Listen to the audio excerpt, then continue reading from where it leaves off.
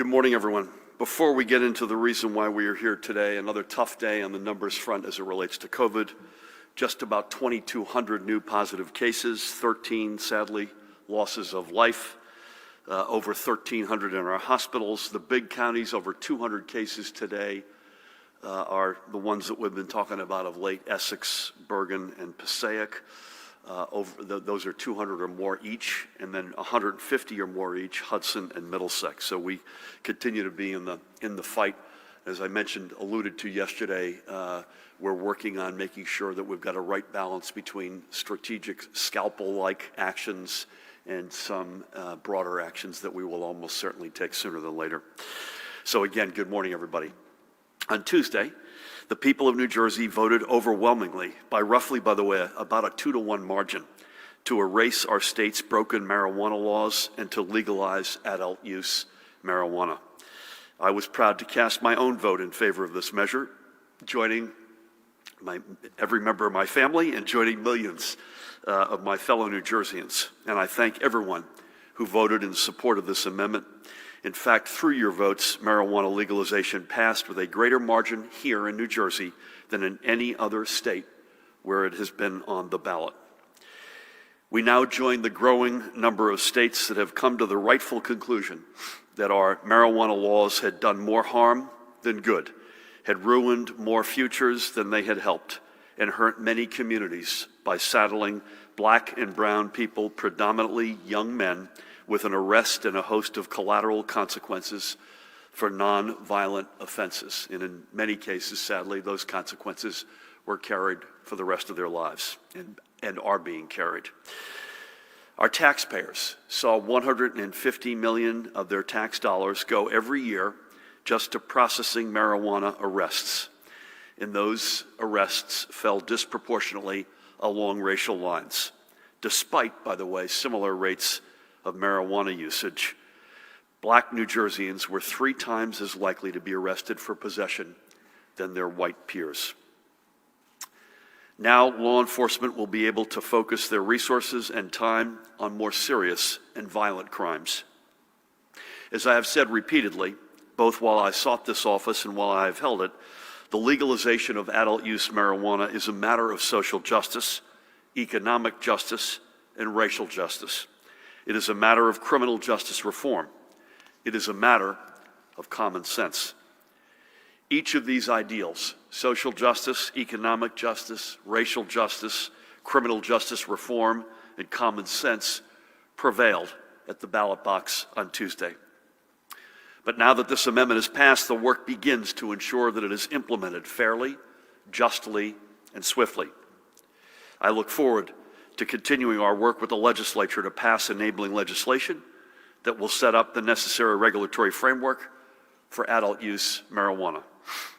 And today, I am incredibly proud to announce my choices to lead the Cannabis Regulatory Commission that will oversee both the adult use as well as medical marijuana sectors. To serve as the Commission's chair, I am proud to appoint Diana Huenu. For the past year and a half, Diana has served on my staff as Associate Counsel and Senior Policy Advisor. She has stood front and center on multiple issues of social justice, including historic expungement legislation, criminal justice reform, and reforming the culture of law enforcement. I honestly don't think New Jersey would be as far advanced as we are today without her efforts. Prior to joining my staff, Diana was working on these same types of issues, including marijuana legalization, as policy counsel with the American Civil Liberties Union of New Jersey. Wherever she has worked, she built a wellspring of trust throughout numerous communities, and in this new role, she will be called upon to continue doing just that. Diana's story is also the New Jersey story. She is the daughter of immigrants and the first person, Diana, I believe, on both sides of your family to be born in the United States. She attended to both her undergraduate and law studies at the University of North Carolina, though we will not hold her Chapel Hill fandom against her. Private comment there. Her commitment to doing what is right and to leaving no one behind has powered our criminal justice reform agenda, and I am immensely proud that she will be continuing that commitment. Diana is quite simply the right person at the right time to lead our state's effort to create a marketplace for recreational marijuana that is equitable, fair, and inclusive of all communities.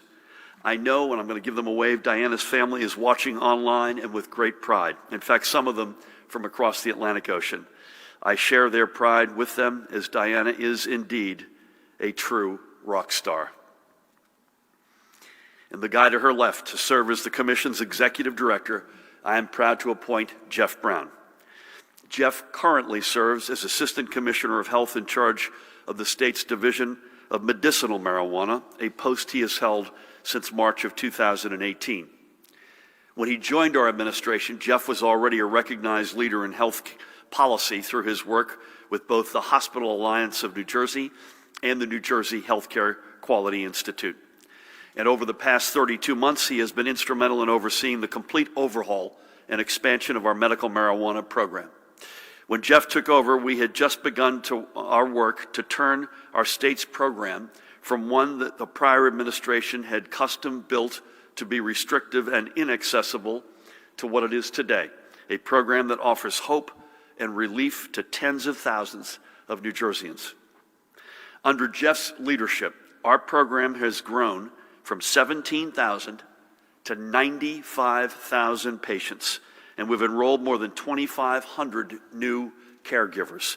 Over 700 new physicians have entered the program, and 7 new dispensaries have opened, increasing from 5 to 12, with several more on the way.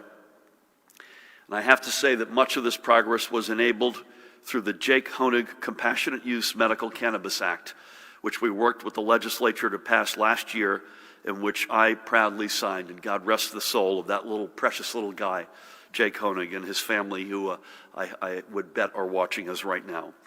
When COVID hit in March, Jeff jumped in to help at DOH and oversaw our field hospital in Atlantic City and served on the Commissioner's testing task force, in addition to his duties overseeing medical marijuana.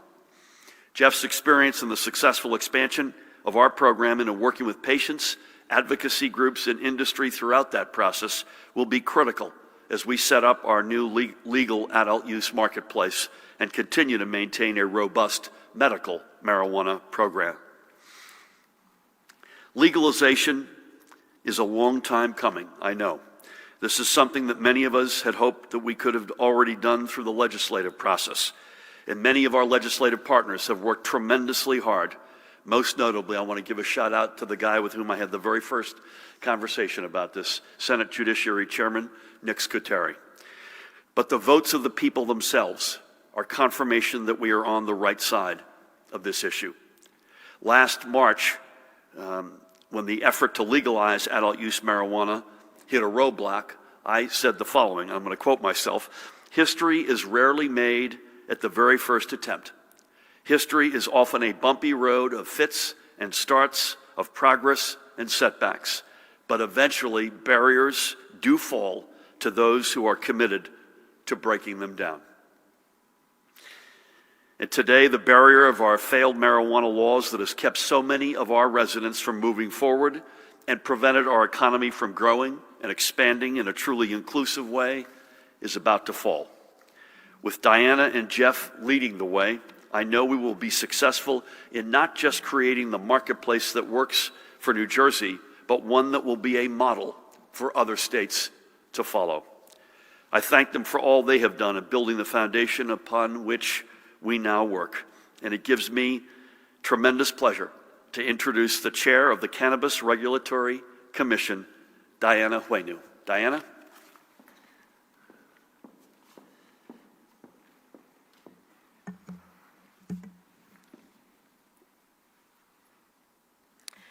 Thank you, Governor. It is truly an honor to continue serving the state of New Jersey in this new role. And I, too, was incredibly proud to join in this historic voting effort. Casting my vote on public question number 1 was truly an emotional moment for me. I took stock of the years spent fighting for that very moment. I reflected on all the people I met along the way, who inspired me to keep demanding that racial justice remain at the heart of the legalization movement, and the people whose lives were turned upside down by laws rooted in deliberate attempts to criminalize Black and brown communities. Together, we fought for the day when New Jersey would move away from failed prohibition policies that prevented people from getting medicine, getting a job, getting an education, or getting housing. And finally, that day has come. But as happy as I am about the results of the vote, I would be remiss if I didn't remind us all that this is just the first step. Now that we have put ourselves on the right path, we must ensure that the next steps we take right the wrongs of the past. My vision for the Cannabis Regulatory Commission is one that I know Governor Murphy and Jeff both share. It is one that prioritizes equity and integrity, twin values, in its approach to regulating the medicinal and personal use cannabis markets. I intentionally describe these as twin values because I believe you cannot have one without the other. For a cannabis industry to have integrity, it must be equitable. It must protect patient access, reflect the diversity of the state, and reinvest revenues into the communities most harmed by prohibition. From promoting inclusion among license and permit holders to making affirmative investments in the future of our communities of color, New Jersey is poised to mark its position as a leader in advancing racial and social justice. The opportunities for equity that lay ahead are limitless, and I look forward to seizing them for the benefit of New Jersey's communities disproportionately harmed by past policies. So, Governor Murphy, thank you for this opportunity to implement the vision that we and the people of the Garden State all share. And Jeff, I'm very excited to continue working alongside you as we bring equity and integrity to life for our fellow New Jerseyans. Thank you. Jeff and I are applauding. Thank you, Diana. Either before we take questions or after, I think we can spread ourselves 6 feet apart over here and take a team shot without our mask before we break today, so let's do that. Thank you so much, Diana, for not just those incredibly on-point comments, but for your leadership on this issue for so long and for all that you will do in the years ahead. Please help me welcome the new Executive Director of the Cannabis Regulatory Commission, Jeff Brown.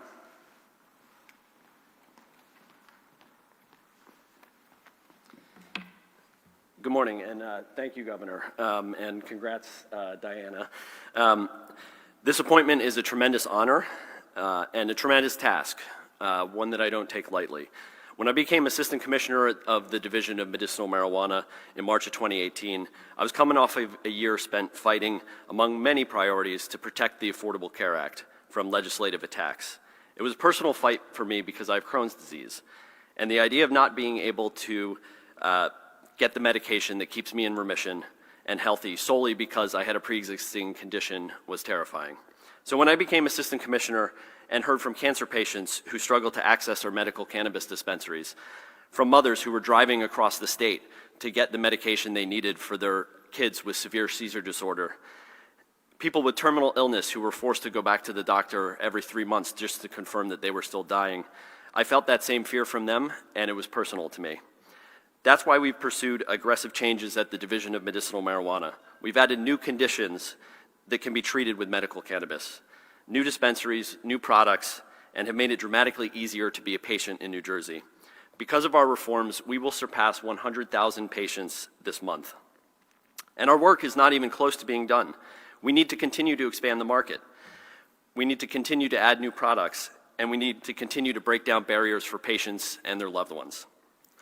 Which is why I assure you, Governor and Diana, that even in this new role, I will continue to fight to ensure that our medical cannabis patients have access and continue to fight to make our program better. But we are also called to turn to an equally important task. As we legalize cannabis for personal use in the great state of New Jersey, the Garden State, We must do so in a way that acknowledges and provides opportunities for people and communities that have paid a higher price in the failed war on drugs. The choices we make in the early days of the Commission will set the stage for years and decades to come. And if social justice and racial justice is not at the core of what we do, of every decision we make, then we are not doing our job. Where patient access has been my #1 priority, now I and the whole Commission, once appointed, must also look to do whatever we can to right the wrongs that have come before as we establish this new legal cannabis marketplace. And we must ensure that as we establish it, it is established as safely, equitably, and fairly as possible. This will take time. We're not going to do this overnight, but I'm confident that we can do it right. Thank you.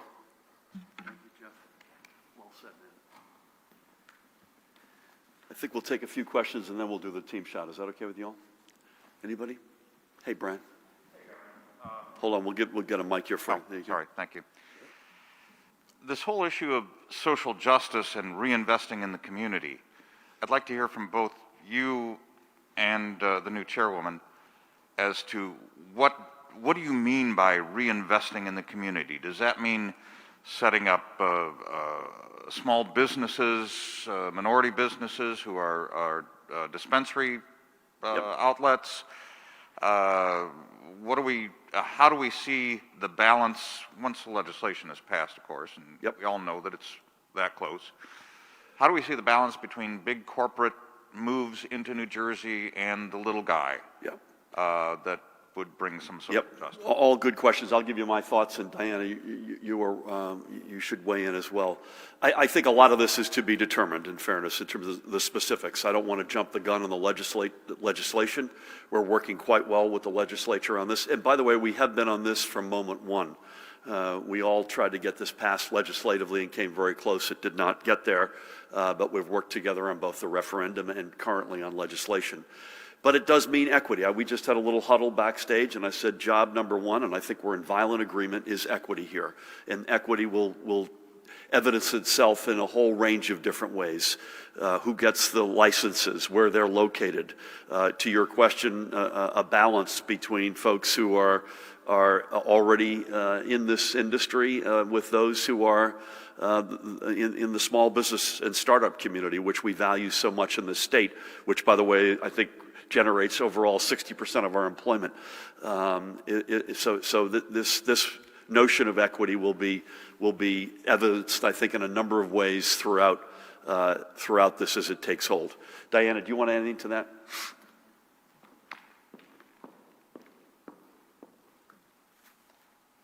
Thank you for the question. So yes, I would echo what the governor has said. This really is about not just looking at how can we promote representation and inclusion within the cannabis markets, balancing between folks who have access to the large corporations to the smaller businesses, but it's also about making sure that the communities that have been harmed are restored, and it's not just about the arrests that have been made and the thousands that are made each year. It's about everything, right? So making sure that we're providing economic opportunities, whether it be directly related to cannabis or not, equitable education, and the way we talk about cannabis needs to be equitable as well. So all of these options are on the table. Jeff and I will be looking to other states to learn from their lessons and see what good things are happening elsewhere that we can bring here to New Jersey, how we can avoid any pitfalls that they've experienced, and really create something beautiful and wonderful for our New Jerseyans. I'd make two other quick points. We said backstage, listen, am I excited about a new impulse in the economy? About the potential for revenues for the state, about job creation, you betcha. But if we said this backstage, if we get one thing right, it's got to be equity. And secondly, I haven't said this today, but I've said this many times before, in as much as these injustices have existed, in another respect, I'm glad we're not the first state to do this, because we have a roadmap before us of what's worked, what hasn't worked across now. I think we're the 11th plus the District of Columbia, 11th or 12th, Jeff? And we're going to be able to, we had this very conversation backstage as well to learn from their experiences. Dustin, hold on one sec. Thanks. Good morning. The Regulatory Commission was established last year, and it seems that some of this work could have been done since then, unless I'm mistaken. So can you just discuss the wait to make this appointment? What is the administration going to do between now and when marijuana is actually legal and regulated to address the factors in enforcement leading to the racial inequities, or will they persist as they have been for years, including since you've taken office? And is there a possibility of minorities who've been on the short end of these inequities getting not only priority, but some sort of financial assistance to get into the business so they can compete with larger companies likely to enter? Thanks. Yeah, I mean, a lot of this is subject to the legislation, so I don't want to jump the gun. I mean, our energies, once we determined collectively that it couldn't be passed legislatively, as much as that was with a heavy heart, we put all of our energies in getting it passed on the ballot box. So the election was Tuesday, today's Friday. We've waited a whopping 3 days to name the chair and the executive director. And so I think we're off to the races here, and we'll continue to. There are other board seats to appoint, which we will do sooner than later, and this will take hold. I've said this yesterday in our press conference, which was COVID related. The Attorney General's already made a statement about how he views the mindset around enforcement, et cetera. And the key word for me was discretion. And I would just reiterate that using discretion is, I hope, up and down the state, the watchword that is used in terms of enforcement. And again, we'll know a lot more once a bill is agreed upon, once it comes to my desk, once it's signed, in terms of exactly how the world looks between now and go date. And let's defer on that until we've got the legislation. Thank you. Ma'am, do you have any? Yeah. Yeah. There you go. I do have a question. I kind of have a follow-up to that because the CRC was also meant to oversee the medical marijuana program, which Correct. could have been done in January. Instead, it stayed with the Department of Health. Department of Health had an unprecedented crisis with the coronavirus this year. If that work had been done earlier, could this have maybe made things a bit easier for people over at the Department of Health? And I think the answer is emphatically no. We were focused on getting this passed at the ballot box, but please.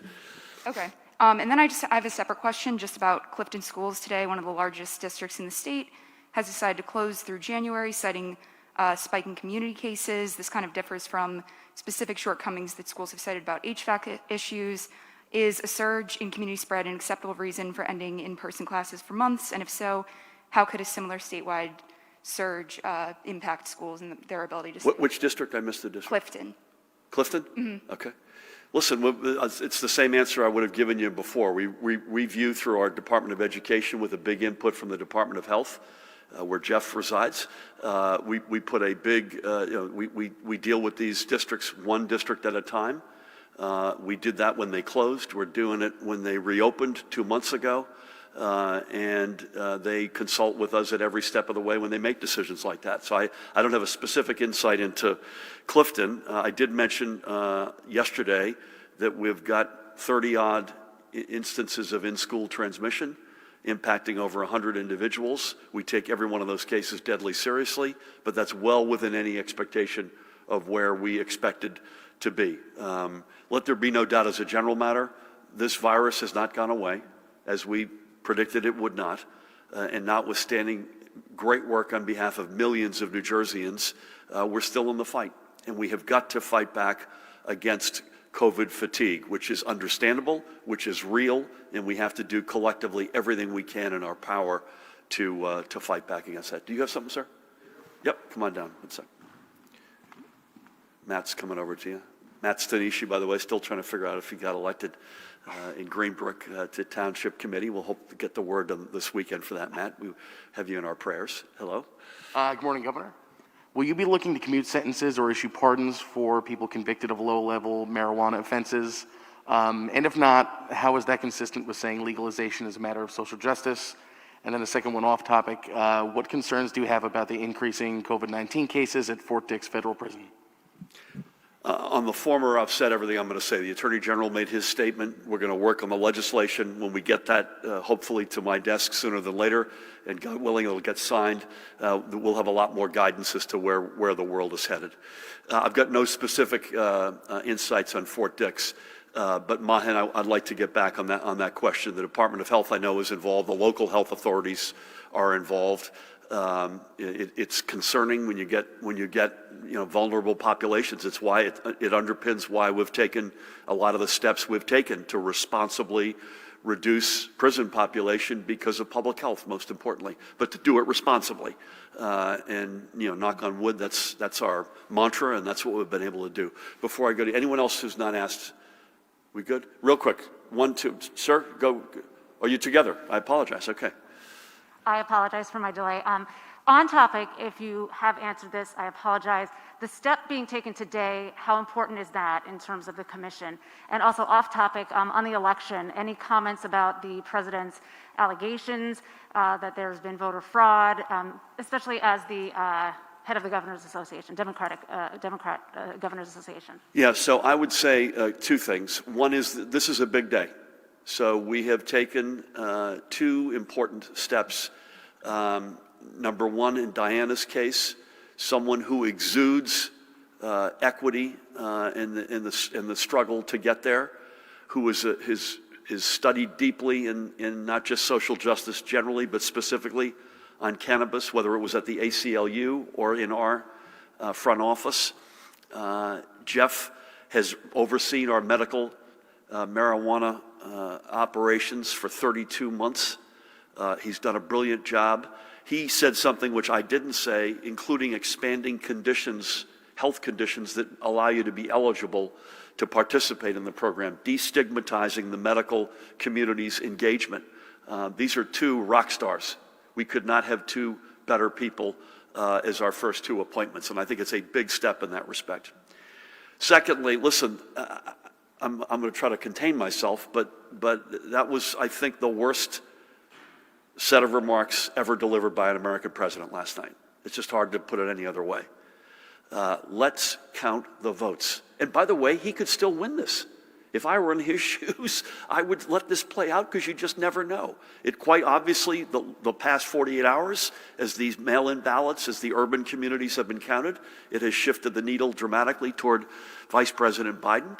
But let's count all the votes. That's what we're going to do in New Jersey. Call balls and strikes.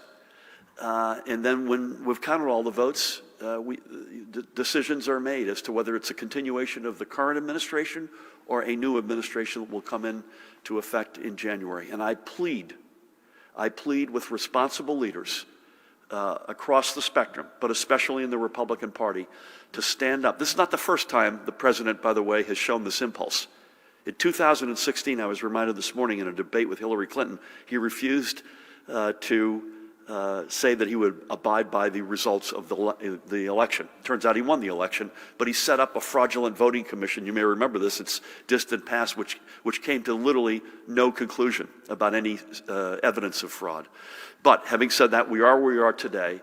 We need responsible leadership to stand up once the votes are counted and the decision is obvious. If it is not his victory and it is Vice President Biden's victory, we need to move on and accept that decision. And I plead with leadership on the Republican side of the aisle. I saw John Bramnick say some responsible words, I think, earlier today. We need more of that. I applaud him for saying that. We need more of that.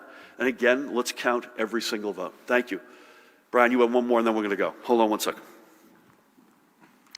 For you, Governor, in the legislation that's coming down the pike, do you want any designation of money to social justice issues, to minority communities? And if I can ask Jeff, what kind of, once that passes, what kind of timetable are you looking at to get all the regulatory structure in place? Yeah, so don't be mad at me. Let's let the legislation continue to get resolved, and I think we're very close. Let's get that over the goal line, get it to my desk to sign. If it's okay with you, Jeff, we're going to defer on that in terms of timing, because timing will be a part of that. I was asked this question yesterday.